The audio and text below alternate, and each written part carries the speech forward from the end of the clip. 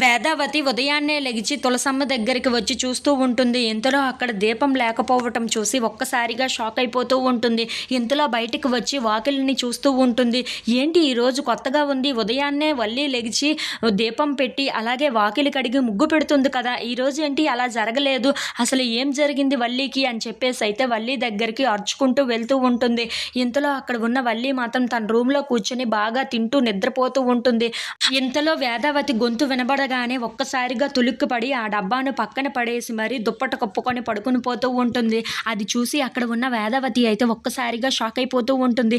ఏంటి ఇంత పొద్దెక్కినా సరే ఇంకా లేవలేదా వల్లి అని చెప్పేసి అయితే అనుకుంటూ వల్లి దగ్గరికి వెళ్ళి అమ్మా వల్లి, అమ్మా వల్లి అని చెప్పేసి అయితే నిద్ర లేపుతూ ఉంటుంది. అది చూడగానే అక్కడ ఉన్న నర్మదా ప్రేమ వాళ్ళు కూడా అక్కడికి వస్తూ ఉంటారు. అసలు ఏం జరిగింది అని చెప్పేసి అయితే వల్లిని లేపి మరీ అడుగుతూ ఉంటారు.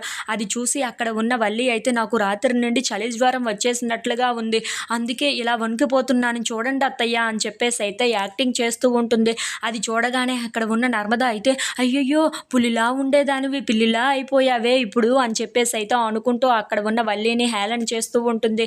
ఇంతలో అక్కడ ఉన్న ప్రేమ కూడా వల్లి దగ్గరికి వచ్చి అయ్యో ఏది ఒక్కసారి నన్ను చూడనివ్వు అని చెప్పేసి అయితే తన తల మీద చేయి పెట్టి మరి పెనంలాగా కాలిపోతుందే, వేడి పెనంలాగా, ఇలా ఎప్పుడూ జరగలేదు కదా నీకు, ఇదే ఫస్ట్ టైం, ఎందుకు ఇలా జరిగిందో ఏంటో, ఒక్కసారి హాస్పిటల్కి వెళ్ళి వద్దామా, ఇంజెక్షన్ చేస్తే అదే తగ్గిపోతుంది కదా అని చెప్పేసి అయితే అంటూ ఉంటుంది.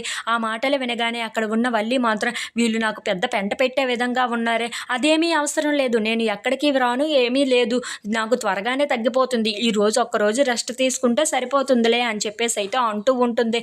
ఆ మాటలు వినగానే అక్కడ ఉన్న ప్రేమ నర్మదా వాళ్ళు అయితే ఇదంతా యాక్టింగ్ అని చెప్పేసి అయితే అనుకుంటూ ఉంటారు. ఇంతలో వాళ్ళ అత్తయ్యను పక్కకు పంపించేసి ఏంటి వల్లి నీకు జ్వరం వచ్చింది కదా, పడుకో అమ్మ పడుకో, జాగ్రత్తగా పడుకో, నువ్వు బయటకంటే రావద్దు అని చెప్పేసి అయితే అంటూ ఉంటారు. ఆ మాటలు వినగానే అక్కడ ఉన్న వల్లి అయితే సరే అని చెప్పేసి అయితే పడుకుంటూ ఉంటుంది. ఇంతలో అక్కడ ఉన్న ప్రేమ నర్మదా వాళ్ళు వెనక నుండి వెక్కిరిస్తూ ఉంటారు. అది చూడగానే అక్కడ ఉన్న వల్లి మాత్రం వీళ్ళు నన్ను ఇలా హేళన చేస్తున్నారు కదా అని చెప్పి వాళ్ళ వైపు చాలా కోపంగా చూస్తుంది.